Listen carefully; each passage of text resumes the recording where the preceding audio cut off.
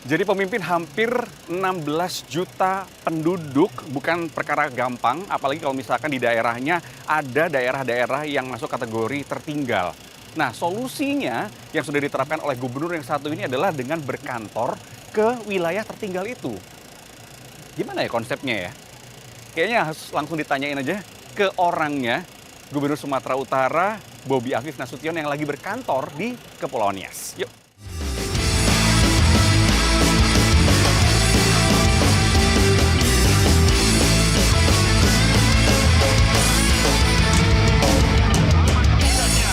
Siapa yang nulis nih? Siapa yang nulis? Coba Pak, satu, dua. Oke, terima kasih. Ini tali sepatunya Pak, itu Pak, lepas. Bang Bobi sambil jalan, sambil ngobrol. Ini tepatnya di Kepulauan Nias, bener ya? Nias ya? Ini di Nias Barat, yang kemarin sempat rubuh karena kena banjir, tapi sudah kita bangun, sudah kita selesaikan pembangunannya. Hanya ini jalur penghubung Nias lah, jalur utama ini. Jadi kemarin pada saat rubuh, jadi lewat sungai. Jadi pada saat airnya naik, ya terhambat betul-betul. Nggak bisa lewat. Nggak bisa lewat. Selain infrastruktur yang kayak jembatan gini, yang jadi kebutuhan warga Nias, infrastrukturnya seperti apa sih? Di sini sebenarnya yang paling dibutuhkan satunya adalah jalan memang, dan kebutuhan air ya Pak ya. Di sini memang masih ya kebutuhan dasar. Tadi juga pagi kami ngecek kebutuhan logistik, karena pada saat terjadi bencana kemarin, walaupun ini tidak terdampak langsung ya, terkena, maksudnya nggak ada yang terendam banjir, tertimpa longsor, tapi pasokan makanan kemarin ke sini hampir terputus. Jadi Imbasnya ke sana ya? betul, karena kan logistiknya dikirim dari Tapanuli Tengah dan Sibolga, kan kemarin daerah terdampak.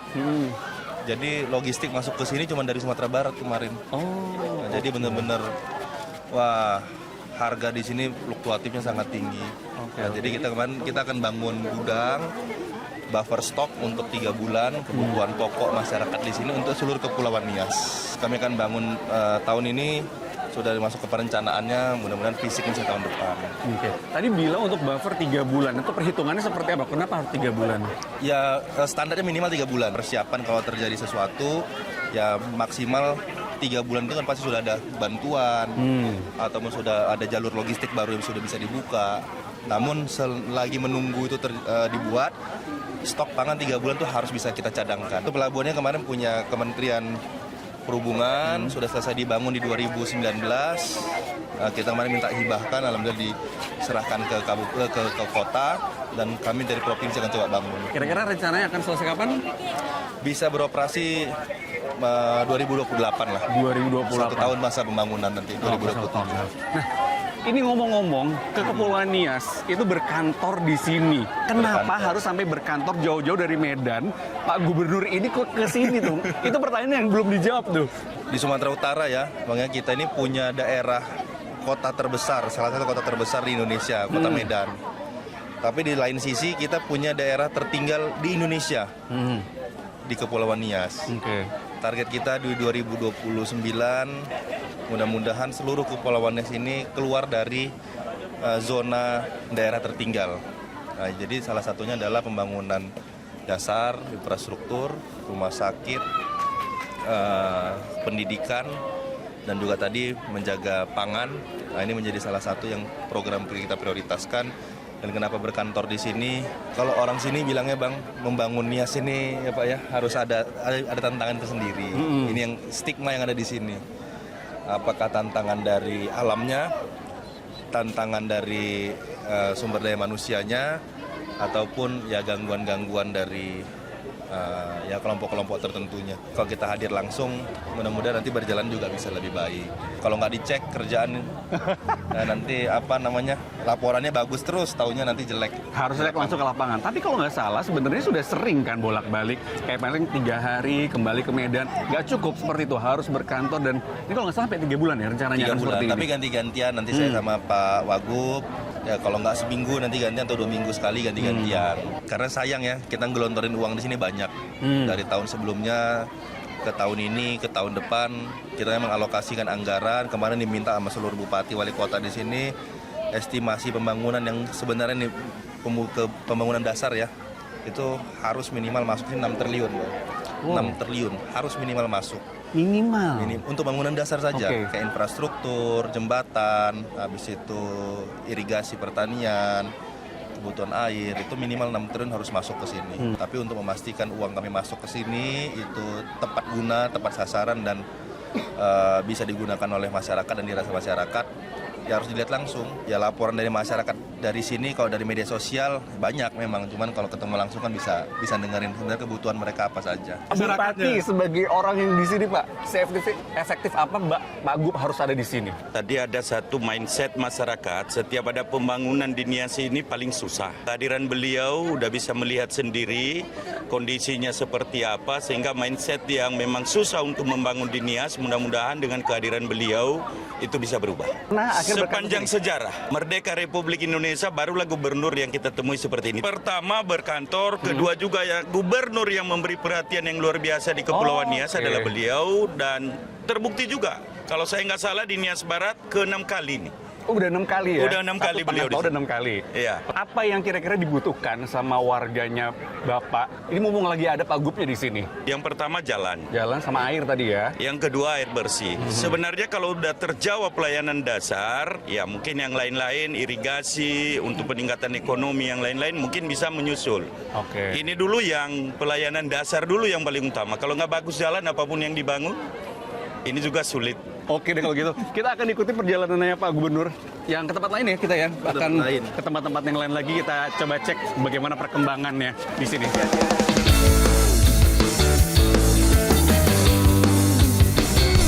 Bahwa di sini dengan adanya Aceh, kami sebagai masyarakat dengan gampangnya datang berobat di sini, Pak. Udah masuk di sini kan? Sudah, Pak. Gimana sekarang pelayanan di puskesmas di sini?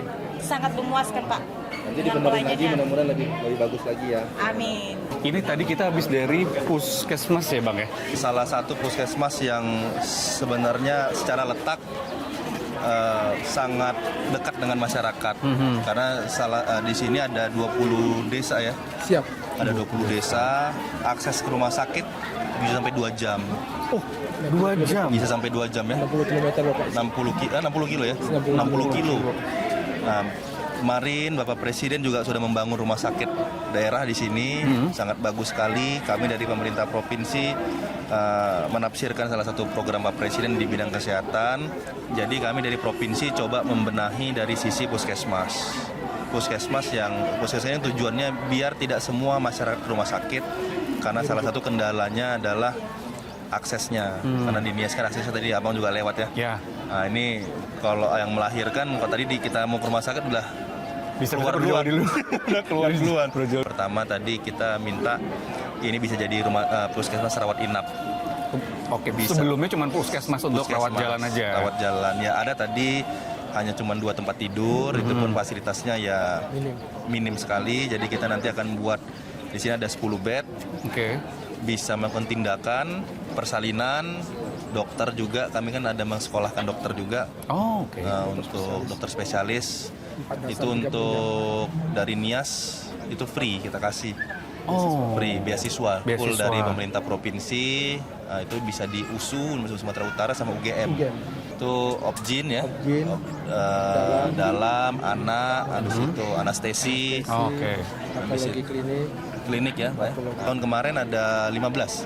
Siap. Tahun kemarin ada 16. Oh, 16. 16. Tahun ini ada 5 lagi tahun. Ada 5 lagi Total tes. 21, Pak. Oh, lagi tes Lagi untuk tes. tadi dapatin beasiswa, Untuk dapetin beasiswa. memperbaiki SDM di sini gitu Iya. ya. Berapa kebutuhan untuk SDM? Kalau di Nias jauh sekali, masih jauh sekali.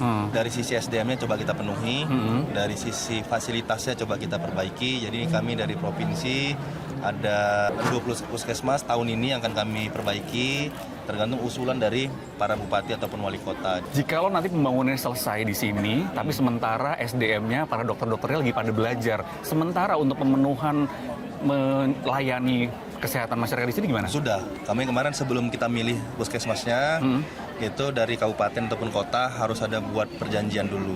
Mereka punya RSUD, Oke. dokternya harus rotasi. Oh, jadi rotasi Jadi sementara rotasi ini. dulu Oke. untuk sambil menunggu kebutuhan. Kita juga ada kerjasama dengan USU sama UGM juga Pak ya. Pak. Mereka juga internshipnya ada di sini di Kepulauan Nias mereka ada, dan ini kami kolaborasi. anggarannya bukan hanya dari provinsi, Oh, Pak Bupati, oke. dari pemerintah daerah juga alkesnya. Oh, alkesnya. Biasanya kan di puskesmas itu kayak apa ya namanya USG ya, itu baru tudi Pak ya. Iya, tudi, Pak. Oke. Baru tudi. Ini nanti di sini Pordi. Pordi kan kelebihannya nanti gejala-gejala kelainan mungkin Ya, bisa lebih kelihatan ya. di anak yang masih dikandung nanti kan bisa lebih kelihatan dibandingkan yang tudi. Nah, itu makanya kita bilang plus. Kenapa lebih memilih untuk mengupgrade puskesmas? Kenapa nggak bikin rumah sakit sekalian? Nah, bangun RSUD ini kan bukan hanya fisiknya ya, tadi kebutuhan dokter, habis itu alkesnya. Oh, jadi- banyak nanti di RSUD kita nanti mungkin beberapa ada yang alkesnya lengkap, dokternya nggak ada. Daripada bikin Daripada bagus-bagus sudah. buat bagus-bagus seperti itu kan semua ya harapan kita masyarakat kita penyakitnya tidak terlalu berat semua. Amin. Jadi yang ringan-ringan yang masih bisa ditanganin di puskesmas, makanya ya mungkin dulu mungkin sakitnya dulu level 2, level 3 harus sudah dibawa. Nanti kita harapannya di puskesmas ini sampai dengan level 5 misalnya sakitnya Sudah ditangani. hanya di sini. Jadi kalau udah di atas level 5 baru kita rujuk misalnya seperti itu. Warga di sekitar sini biasanya sakitnya apa? Paling seringnya sakitnya apa? Sakit ringan atau termasuk yang kategori berat? Contoh kecil saja lah, misalnya budaya masyarakat mungkin untuk makannya mungkin tidak terkontrol selama ini, mungkin penyakit diabetes itu kan penyakit yang umum di daerah. Sebenarnya faktor kebiasaan menjaga kesehatan aja, pola hidup saja. Jadi promotifnya kita di situ kita maksimalkan. Kita lagi sama warga sekitar sini. Ada program kesehatan dari pemerintah Provinsi Sumatera Utara yaitu berobat gratis. Itu gimana ceritanya? Hanya untuk KTP aja, Oh ya? KTP aja dan tidak dibayar. Tidak dibayar. Nggak perlu bayar? Enggak. Untuk penyakit yang seperti apa yang dilayani? Penyakit banyak lah, Pak. Penyakit Liver. Oh, Iya, kita pernah Asam lambung. itu sampai cuma pengobatan rawat jalan aja atau juga sampai rawat inap juga dikasih? Iya, Oh iya, bisa. Iya, bisa. Pakainya KTP aja. Apa kira-kira yang pengen dilebihin lagi nih, mumpung ada Pak Gubernur kan tadi? Ada. Apa harapannya apa warga di sini pengennya? Harapannya supaya kami selalu diperhatikan dalam kesehatan, terlebih rumah sakit, puskesmas ya, untuk pengobatan.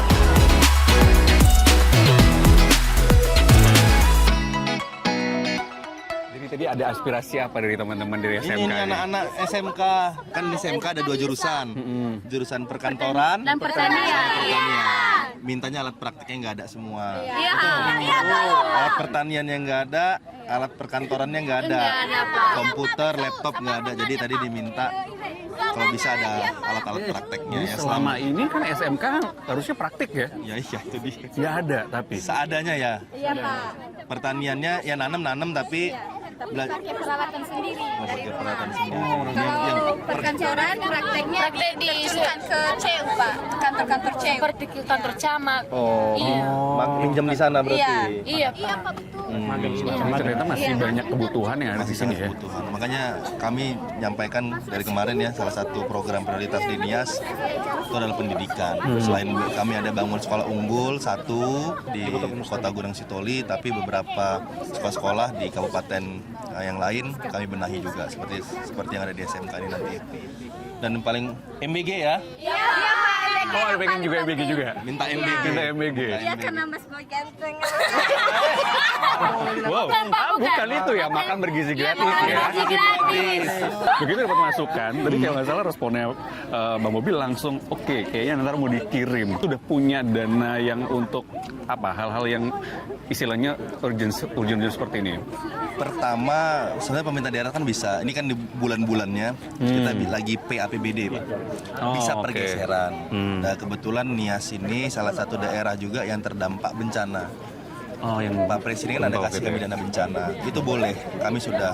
Oh, bisa dialokasikan ke situ Bisa. ya? Tadi kan kayaknya ngebet banget ya anak-anaknya. Kira-kira seberapa cepat bakalan terrealisasi? Ya kalau penganggaran ya paling sebulan 2 bulan ya. Nanti bulan 9 nanti sudah, mudah-mudahan sudah. Bulan 9. Amin ya. Sudah terima MBG-nya kan MBG ya. Iya, karena makan sehari-hari. Kelas 12, Pak. Takutnya nanti habis gak kena MBG lagi. Oh, jadi kamu pengen banget ngerasain MBG gitu? Karena udah kelas 12, tahun terakhir ya. Oke. Di doanya. Ini daerah masuk masuk daerah 3T ya. Oh, oke. Jadi program MBG-nya ada khusus memang kan Pak Presiden kasih khusus oke. untuk program daerah 3T. Nias ini termasuk daerah 3T. Tapi sekitar sini sudah ada SPPG? Ada SP tapi jauh dari sini Pak, masih di Kecamatan Gomo, beda kecamatan. Oh, Ini jadi agak jauh jaraknya ya. jauh. Sedangkan MBG kan memang satu SPPG kan sudah ada ketentuan Iya, betul. jaraknya, jumlahnya. Nah itu memang perlu satu lagi SPPG.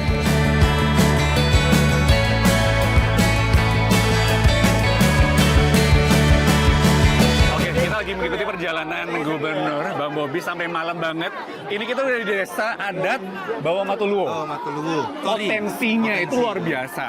Tapi kalau tadi saya ngikuti perjalanan, kayaknya akses itu, wah itu jadi masalah banget. Di Nia Selatan memang yang saya sampaikan sebelumnya ya, Nia Selatan itu kita jadikan tempat destinasi wisata. Karena di Nia sudah bagi-bagi. Yang paling utama sebenarnya bukan pantainya yang cantik sama tempatnya yang penuh cerita dan sejarah. Itu sudah penuh semua, ada semua di Nia Selatan. Tinggal bagaimana aksesnya bisa mencapai ke titik-titik tersebut. Benar. Nah ini makanya kami dari provinsi melihat mungkin kalau memang di Nias, bukan di Nias Selatannya tapi ada di kota Gunung Sitoli perlu penambahan pelabuhan. Ini coba lagi kami buat sama perbaikan aksesnya, akses jalannya mungkin tadi kan sambil jalan ada view yang bagus juga ya, ada pantai-pantai walaupun ya enak dilihat tapi goyang-goyang karena jalan yang berlubang. Tapi seru banget cara Iya. jalannya. Ada lagi nih. Kemarin janji mau ikut lompat. Ya. Oke. Kita akan menuju ke tempat batu. Harus di challenge sih sama. Kita coba di panggung juga harus loncat. Tapi Oh iya, kenapa anak? Sekarang SMA di mana? SMA Negeri 1 Panayama, Pak. SMA Negeri 1. Panayama. Gimana sekolahnya masih bagus? Ada beberapa yang rusak, Pak. Sekolahnya. Kok? Apa yang paling kurang bagus apa? Ada ruangan kelas, lapangan juga rusak, lemari-lemari. Lantainya Nanti coba kami masukin tahun ini ya. Karena emang di SMA di Nias ada yang beberapa yang kita perbaikin. Terus tadi minta apa? Mau kuliah di mana? sebenarnya kami tidak ke sini, Pak. Ada yang mau ke Medan, ada yang mau kemana lagi? Ke Jakarta. Tapi habis kuliah pulang ke Nias lagi nggak? Iya, Pasti, Pak. pasti Pak. Banyak kan biasanya udah ke Pasti itu Jakarta nggak mau pasti bukan kembali. dekat kamu, Pak. Ya udah nanti kita ada program beasiswa, tapi harus kembali ke Nias. Pasti, Pak. Kembali ke Nias, betul ya? Iya, Pak. Iya, Pak. Betul? Iya, Pak. Nanti dicatat namanya ya? Iya, Pak. Terima kasih ya. Menunggu sampai malam ya. Makasih. ini luar biasa ya. Pemuda-pemuda sini luar biasa kritis-kritis. SMP Negeri 3 Panayama. Kenapa? Bang, latihan lebih lah, Pak. SMP kami juga banyak kekurangannya loh, Pak. Banyak rusak? Iya, banyak, Pak. Dari Siap. Pak. Oh ini, Siap. Tadi SD. SD, 3 SD, 1 SMP. SMP berapa? SMP Negeri 3 Panayama. Lantai miring-miring sama kami, Pak. Plafonnya bocor, Pak. Plafon kami bocor. Plafonnya bocor? Iya, plafon bocor. Ininya mejanya. Meja, banyak kan kekurangan kami meja, Pak. Itu udah kakinya udah patah-patah lah. Udah kegigit rayap semua, Pak. Buku-buku juga di perpustakaan udah pada hilang udah dimakan rayap. SD udah 3 SD, 1 SMP ini. Satu SMP. SMA memang tugas kami, Pak. Siap. Untuk Pekadis saya yang ngomong. Makasih, Pak. Makasih ya. Anak-anak seumuran begitu udah pada kritis-kritis nyangka nggak sih? Ya kita bilang yang salah hari ini memang dari kami ya, dari pemerintah. Karena mereka setiap kami ketemu pasti memang ngeluhnya tentang fasilitas pendidikan. Betul. Bukan merekanya yang nggak mau. Kalau ya beda kalau misalnya kita sudah kasih fasilitas tapi merekanya nggak mau, itu tantangannya sebenarnya lebih berat. Nah hari ini mereka setiap saya datang ke sini ketemu anak-anak semua tadi kan masih dari kemarin ya mintanya pasti nggak aneh-aneh, Iya. mintanya cuma sekolah diperbaikin, Benar.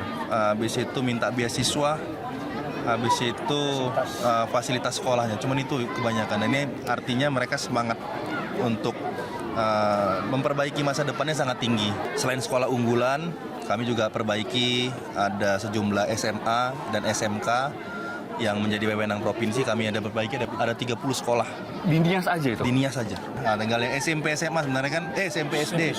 Nanti kami koordinasi lah dengan Pak Bupati. Itu tugasnya kabupaten. Ya tapi bisa. Jangan lempar tanggung jawab lah ya. Sama-sama. Kami nggak mau bilang oh itu punya Pak Bupati jadi silakan benerin sendiri, nggak boleh juga. Nggak bisa juga. Oke. Oke, ini karena kita sudah ada di membelakangi Batu Nias yang sangat fenomenal ini, Bang Mobi udah berapa kali ke sini? Ke titik ini 2 kali. Udah 2 kali. Dua Tapi kali. belum pernah kan? Belum. Mau nyoba nggak? Tinggi. Kalau anak-anak itu mungkin belajarnya berapa lama sih? Bang, ayo sini ya Bang. Diajak ngobrol. Nah, oh ini dia. Ini dia putra-putra dari Nias. Pertama kali loncat itu dari umur berapa belajarnya? Baru pertama, iya, baru. Tadi baru pertama? Iya, baru pertama. Mantap, waktu pertama. Tapi latihan berapa lama? Latihan cuma sehari. Hah? Sehari? Iya, Langsung bisa? Sekali tes lewat ya. Mantap kali. Mantap kali. Kalau kamu dari umur berapa? 16 juga. Selalu langsung berhasil atau pernah juga nabrak? Nggak pernah nabrak tapi selalu apa? Oh, nyangkut di atas? Iya, nyangkut di atas. Oh, nyangkut di atas tapi nggak pernah nabrak? Iya. Oke, keren juga. Kamu udah 18 tahun, dari umur berapa? Umur 15. Umur 15? Iya. Berarti udah 3 tahunan ini. Iya. 15 waktu itu belajarnya berapa lama? Cuman sehari. Berarti Abang bisa. Laki-laki di sini harus wajib bisa loncat itu atau gimana sih? Enggak juga, Pak. Oh, enggak juga? Iya. Jadi hanya yang mau? Iya. Kenapa kamu pengen bisa melewati batu ini? Karena udah dari kecil udah lompat. Oh, udah sering udah mencoba itu. Udah latihan dari kecil. Kalau saya sebagai pemula nih, itu biasanya tekniknya apa sih kalau harus gini, apa yang harus dikuasain? Terlebih dahulu latihan. Hah? Habis itu pemanasan. Aha. Habis itu harus yakin kalau mau lewat. Oh, jadi harus mikirnya Ya, percaya bisa diri. nih, bisa nih gitu ya. Kalau gugup nggak bisa nanti. Kalau gugup nabrak. Abang kemarin dari yakin sekali kayaknya. Yakin banget, yakin untuk tidak melakukannya. Bang Gubernur itu didampingi sama Duta Besar Perancis. This is Mr. Ambassador of France. What business bring you here? We are reinforcing the relationship between France and Indonesia. It's a key priority for our two governments. As you know, President Macron paid a state visit to Indonesia last year. This was the return state visit by President Prabowo Subianto. We are working with the whole archipelago. So Okay. I am visiting every month different cities. We think it is important for us to work with North Sumatra, and I want to reinforce the already existing cooperation because we have some cooperation with universities like Unimed, UMSU, USU. We want to do more. We have a cultural center, Alliance Française, in Medan. We want there to do more. We are working also on transportation mobility, and I'm pleased to encourage tourism, and I think this is why, and I would like to thank the governor for this visit today here in Nias Islands. This is a wonderful nature, heritage, culture. I've learned a lot and I'm very happy to be here, and I will encourage my fellow citizens to visit Nias Island in the future. You already Terima kasih. saw the loncat batu. Do you want to try it? Next time. Next time. Okay. But you curious Next time too? with the governor. Ngomong soal pariwisata lagi, soal blank spot masih banyak. Ini gimana kira-kira? Tempatnya sudah kasarnya tidak perlu dijual lagi sebenarnya. Tadi Pak Duta Besar tadi langsung miss tadi ya. Cuman bagaimana kita memenuhi supportingnya, tadi infrastrukturnya. Orang ke sini bukan seperti datang ke tempat antah berantah, datang langsung nggak ada sinyal, langsung terputus dengan koneksinya dengan kemanapun. Nah, itu yang menjadi tantangan-tantangan. Nah, kami juga sudah kerjasama, contoh dengan Telkomsel, dengan Indosat. Mereka lebih enak mungkin investnya di kota-kota besar. Tapi ini ya kami ajak bukan hanya bicara tentang profit, tapi bisa bicara tentang bagaimana memajukan suatu wilayah. Nah, kalau ini wilayahnya sudah maju, pasti nanti profitnya pasti akan datang sendiri. Gitu. Tapi itu apakah itu yang juga disuarakan sama masyarakat adat di sini? Ya, sama kan tadi abang dengar di sekolah juga, mulai dari sekolah, mulai dari masyarakat, internetnya susah. Yes. Para pelaku usaha juga, misalnya buat cottage, buat apa, ya bukan hanya jadi tempat istirahat dan tempat tidur ya. Ya kadang ya butuh fasilitas yang lebih seperti internet ataupun saluran TV, bahkan air bersih. Mau buat cottage, mau buat hotel, mungkin bukan jangan bicara kolam renang dulu nih, tapi bicara kamar mandinya bisa teralirin air nggak? Nah ini yang hari ini hal seperti ini yang sedang kami coba perbaiki. Makanya kemarin keluhan tentang air bersih, kita juga akan selesaikan.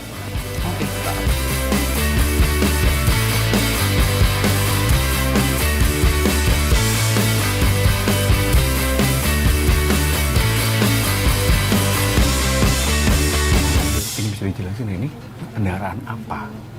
Ini bis kita, bis pelayanan kesehatan, ada 4 seperti ini, bisa itu tindakan langsung di lapangan. Ada 4 untuk Ada 4 provinsi. provinsi. Disebar kemana aja itu? Nanti daerahnya biasanya kita pencar-pencar, kayak kemarin pada saat daerah bencana, kita taruh di sana juga. Oke. Untuk ya operasi ringan bisa di sini. Apa Dan peralatannya lengkap semua. Operasi ringan ya seperti ini ya, bedah-bedah ringan. Nah, ini bisa dilakukan di sini. Ada dokter spesialis ya, ada spesialis. Kalaupun nggak ada kita bawa, biasanya kita minta dari rumah sakit kita yang ada di daerah. Oh, Yang rumah sakit terdekat. Yang penting harus ada dokter spesialis. Rawat inap juga ada. Ada pesawat ini Iya. lebih besar dari ini dong, udah permisi. Sama tapi ini kan untuk tindakan. Nah itu isinya kamar-kamar gitu. Kenapa kepikiran merawat inap mobile? Karena rawat inap kan mungkin lebih enak. Batasan. Batasannya tadi kayak puskesmas. Ada yang mungkin belum bisa rawat inap. Nah, kita terjunkan ke sana. Itu kan sementara ya sebenarnya. Selagi kita bisa membenahi semua layanan kesehatan kita kayak puskesmas yang ada di kabupaten kota.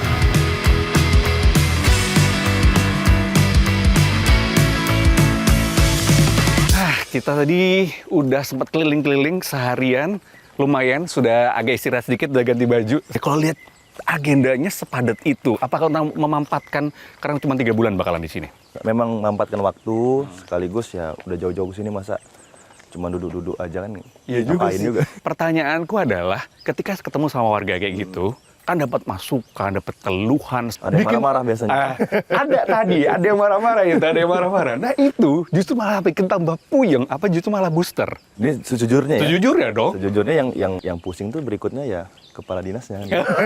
Oh karena pimpinnya juga sini kepala dinas tolong dikerjain ini gitu ya. Artinya ya kita tinggal ya kita ngasih tahu kayak tadi kan ada meminta Nias Barat itu kita sudah tetapkan kalau itu area produksi di Kepulauan Nias. Walaupun tadi ada yang minta tentang pariwisata, ya kita jelaskan. Anggaran kita terbatas dan kita sudah menetapkan kesepakatan sama kepala daerah seluruh Kepulauan Nias. Yang diutamakan untuk pariwisata itu adalah Nias Selatan. Oh. Nah, jadi kalau mau kita utamakan dulu Nias Selatan, baru setelah itu Nias Barat ya nyusul lah. Tadi kan kami sampaikan ya kita kayak contoh kayak Bali lah.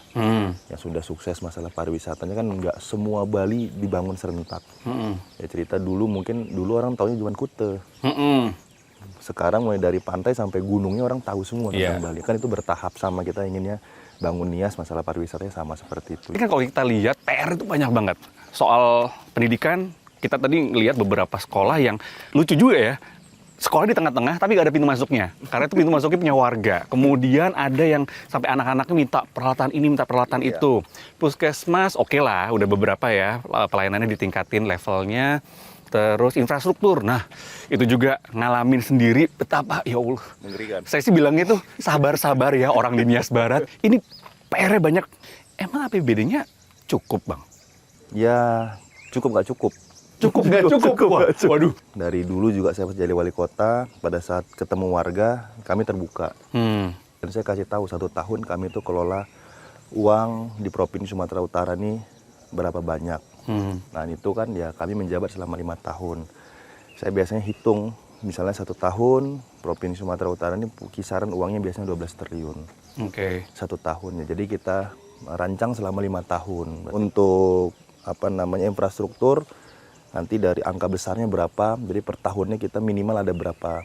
Untuk masalah sungai, berapa triliun atau berapa ratus miliar. Dari angka besar itu nanti biasa kita bagi-bagi. Daerah Nias kita dapat berapa, daerah Tapanuli dapat berapa. Nah, nanti misalnya kurang-kurang lebihnya, ya nanti baru kita komunikasikan dengan pemerintah pusat. Ngomong soal pemerintah pusat, bukannya mereka menginginkan efisiensi ya? Ya tapi kan tetap ada masuk ke daerah. Ke infrastruktur di kami tahun ini ada masuk, baik jalan provinsi, jalan kabupaten ataupun kota, dan termasuk juga jalan punya nasional sendiri. Itu ada. Sama kayak rumah sakit kami di sini Pak Presiden ada bangun 3. Oh ya, kemarin Di cerita ya. Nias Utara, Nias Barat sama Nias Selatan. Nah, makanya kami sampaikan kemarin untuk menindaklanjuti program Bapak Presiden, Yang kami benahi berikutnya adalah puskesmasnya. Dengan nominal APBD yang segitu besarnya, biasanya nih yang kejadian adalah soal pengelolaannya. Muncullah fraud, muncullah penyelewengan, penyalahgunaan segala macam. Gimana caranya Bang Bobi menjaga agar duit yang sekian banyak ini emang ya udah khusus untuk semuanya akan kembali kepada warga tanpa ada yang dikorupsi? Yang paling penting jangan intervensi ya. Yang punya uang itu sebenarnya OPD sama kepala dinas. Tingkatan kepala daerah itu sebenarnya nggak punya uang. Oke. Kita itu cuman mengesahkan anggaran bersama dengan DPR.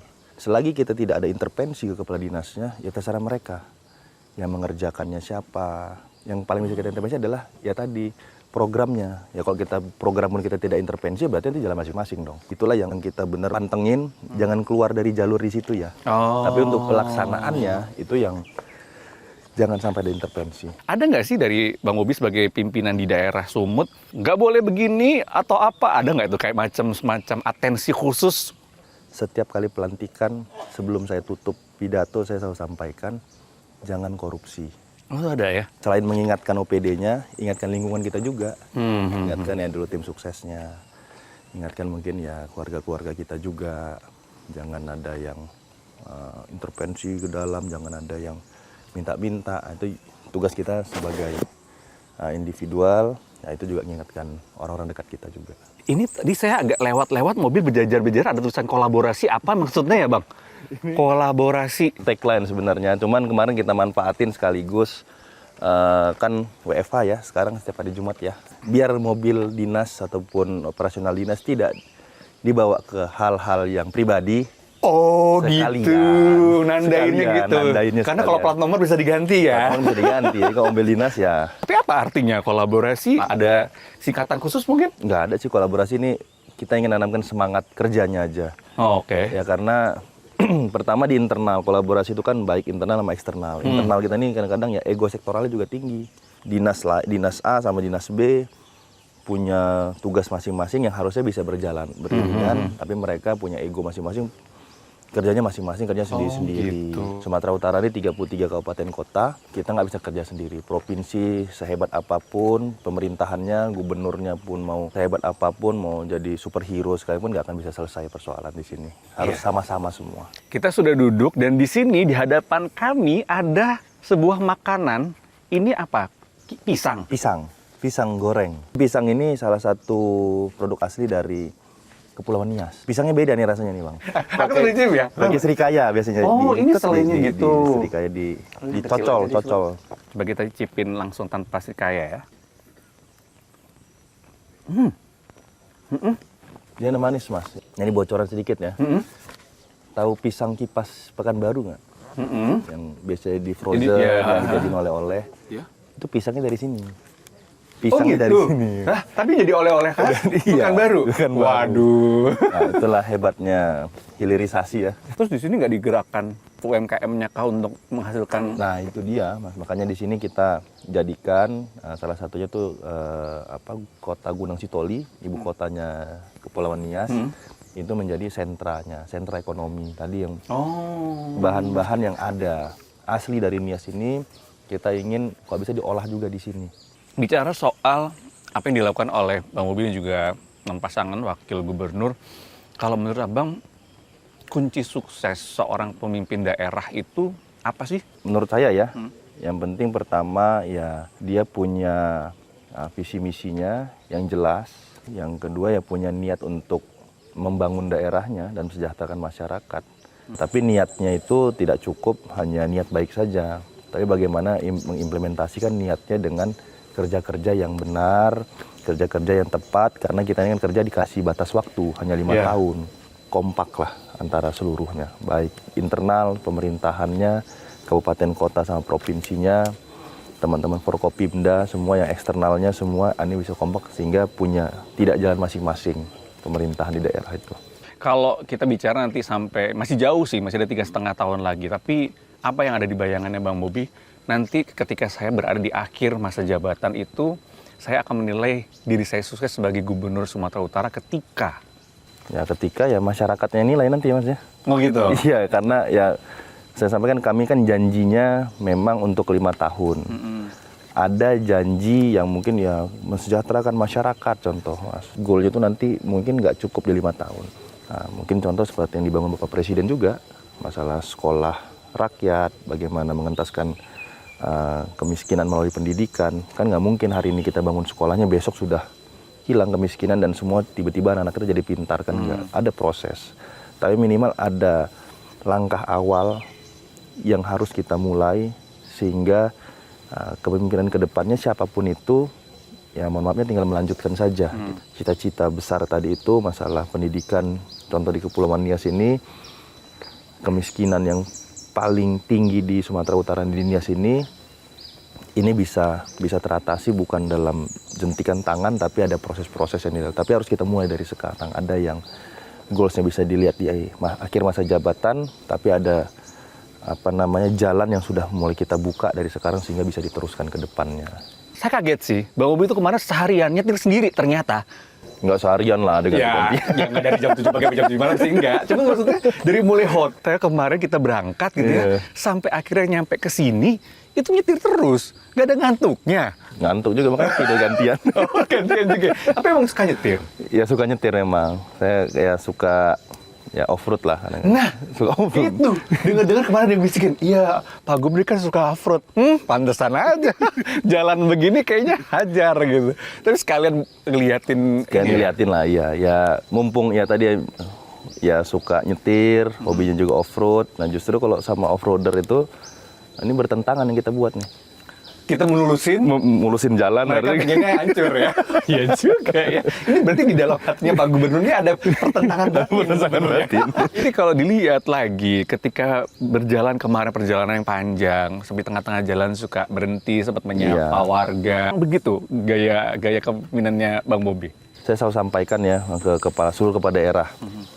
Yang mereka pilih itu kan kita. Yang ada di kertas suara itu kita yang mereka coblos. Dan pada saat di kertas suara itu nggak ada jabaran, kami ngurusin cuman SMA, kami cuman ngurusin jalan provinsi, kan nggak ada. Nah, jadi ya keluhan mereka ya, kalau bukan wewenang kita, ya kita harus koordinasikan. Contoh kami di provinsi, ada wewenang kabupaten ataupun kota, selagi kita bisa bantu intervensi mereka dalam bentuk bantuan ya, kayak kemarin SMP kami sampaikan tuh jalannya nggak ada. Punya warga. Makanya kami sampaikan kalau nanti jalan itu bisa kepala desa bisa diserahkan ke desa lah, jadi aset desa, kami akan bangun. Ya karena kami kan nggak bisa bangun kalau bukan di atas aset pemerintah itu sendiri. Oh karena kalau itu punyanya warga, kalau punya swasta, kalau punya masyarakat kan nggak boleh nanti menyalakan aturan, itu nanti yang tadi kayak gitu Mas, nanti yang jadi kena hukum jadinya. Udah 3 hari saya ngikutin perjalanannya Pak Gubernur ini di Nias setidaknya. Kalau saya lihat-lihat itu kayak gaya-gaya itu sebenarnya kayak gaya-gaya Bapak mertua nih. Agak mirip-mirip kayak gitu kan. Bang Bobi itu look up gitu nggak sih ke apa yang dilakukan oleh Pak Jokowi? Ya sebenarnya ya semua pemimpin yang baik, yang bagus ya kita ambil nilai positifnya. Hari ini kan sebenarnya masyarakat kan inginnya, yang kami lihat di Sumatera Utara, ya interaksi langsung saja. Kadang-kadang nih Mas ya, kadang-kadang kita belum ngapa-ngapain di daerah itu, cuma kita datang, makasih Pak, makasih. Saya sering bilang, makasih apa Bu? Makasih sudah kunjungin kami. Gitu. Datengin aja udah. Datengin aja, makanya. Ya udah, makanya biasa saya sampaikan, ya oke saya sudah datang. Mumpung ada saya, mau nyampein apa? Apa yang kira-kira dikeluhkan kepada kami pemerintah. Nah, di situ baru. Ya semakin kita dengar masyarakat, semakin sebenarnya ya nggak ada salahnya ya. Karena semakin kita tahu banyak persoalan, semakin tahu kita mengambil kebijakan, dan juga semakin bisa kita mengimplementasikan kebijakan-kebijakan yang hari ini kita punya. Ya, kadang-kadang kan masyarakat ini dengan kebijakan yang ada, dia nggak terinformasi dengan baik. Betul. Nah itu yang kita selalu sampaikan, Bu, kita ada program ini ya, Pak, kita ada program ini ya, Pak Presiden punya program dari pemerintah pusat seperti ini, tolong disupport sama-sama. Nah, sehingga berjalannya program itu bisa sampai ke tingkatan yang paling bawah. Nah, tadi Abang bilang bahwa setiap pemimpin itu punya kebaikan-kebaikan, punya nilai-nilai positif. Kalau 2 pemimpin besar setidaknya di Republik ini yang dekat sama Bang Bobi adalah ya satu mertua Pak Jokowi, kemudian yang kedua adalah Pak Bos lagi kan, Pak Presiden. Presiden. Gitu. Dari 2 orang ini apa yang Abang lihat ini bagusnya aku tiru dan aku modifikasi, yang ini ada aku tiru dan modifikasi, ada nggak yang gitu? Pak Presiden programnya sangat luar biasa. Program beliau itu benar-benar menyentuh ke masyarakat tataran paling bawah sehingga mereka bisa naik ke taraf berikutnya. Ini secara kesejahteraan dan ekonominya. Mulai dari sekolah rakyat, bagaimana sekolah rakyat itu yang mungkin tidak bisa dibangun secara seluruhnya, Pak Presiden mungkin tahu itu. Untuk sekolah-sekolah yang biasa ada MBG, untuk anak-anak kita yang mereka memang minta. Gitu. Minta MBG kemarin. Memang minta MBG karena memang ya di daerah sini sangat memerlukan. Kami ingat Pak Presiden menyampaikan jangan hari ini orang tuanya miskin, dulu kakeknya miskin, nanti anak keturunannya jadi miskin lagi. Nah itu harus bisa diputus melalui pendidikan. Nah kalau yang Pak Jokowi, ya kita sering lihat beliau dulu interaksi dengan masyarakat.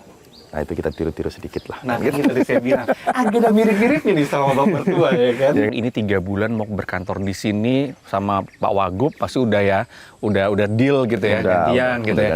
Pertanyaan saya adalah, sama istri dan anak-anak udah deal belum? Ini tinggal 3 bulan. Kalau istri udah tahu. Oh udah tahu ya? Karena kan pas kampanye kan ya ikut juga waktu itu. Jadi pas saya janjikan itu ya udah tahu, nah tinggal implementasinya aja.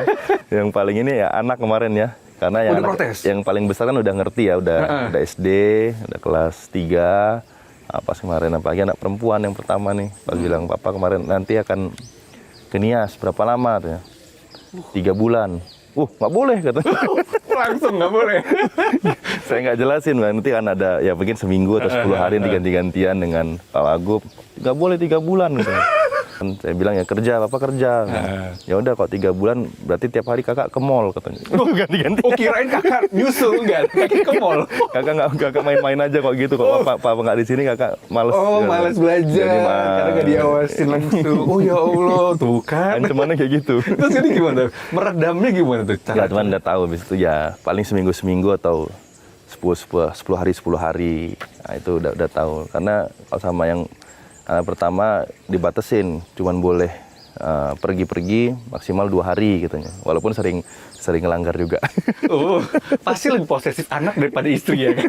Biasanya gitu soalnya. Tapi kalau Mbaknya kemarin sempat ikut ya? Sempat ikut. Itu untuk biar juga tahu ya? Ada program yang PKK juga. Oh ada PKK juga ya? Oh karena ada bupati. Kesehatan, ada stunting, itu kan bukan hanya dari kerja bapak-bapaknya lah kita bilang ya. Kan ada kerja yang ibu-ibunya juga kan. Masalah stunting ini kan bukan hanya anaknya, tapi bagaimana ibunya dalam masa mengandung dan segala macam. Nah itu ada tugas-tugas PKK. Oh itu PKK lebih relate lah ya ketimbang bapak-bapak yang sosialisasi ya. Ini kan 3 bulan Nias gitu ya programnya. So what's next? Akankah akan ada 3 bulan berikutnya nanti di daerah tertinggal yang lain di Sumatera Utara?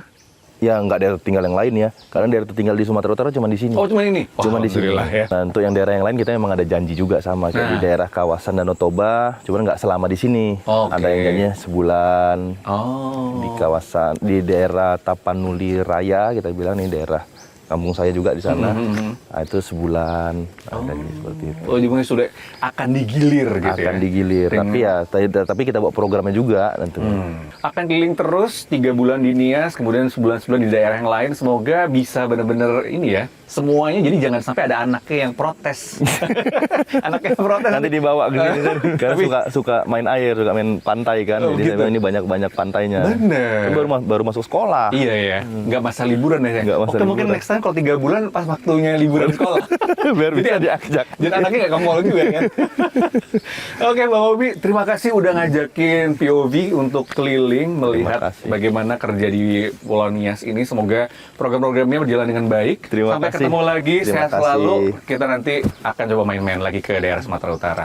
Itulah tadi perbincangan dengan Bobi Nasution. 3 hari lah setidaknya ya, point of view keliling Pulau Nias untuk melihat bagaimana kerjanya dari Gubernur Sumatera Utara membangun Kepulauan Nias untuk keluar dari status daerah tertinggal. Sampai di sini point of view, saya Jati Dharma, Salam SCTV.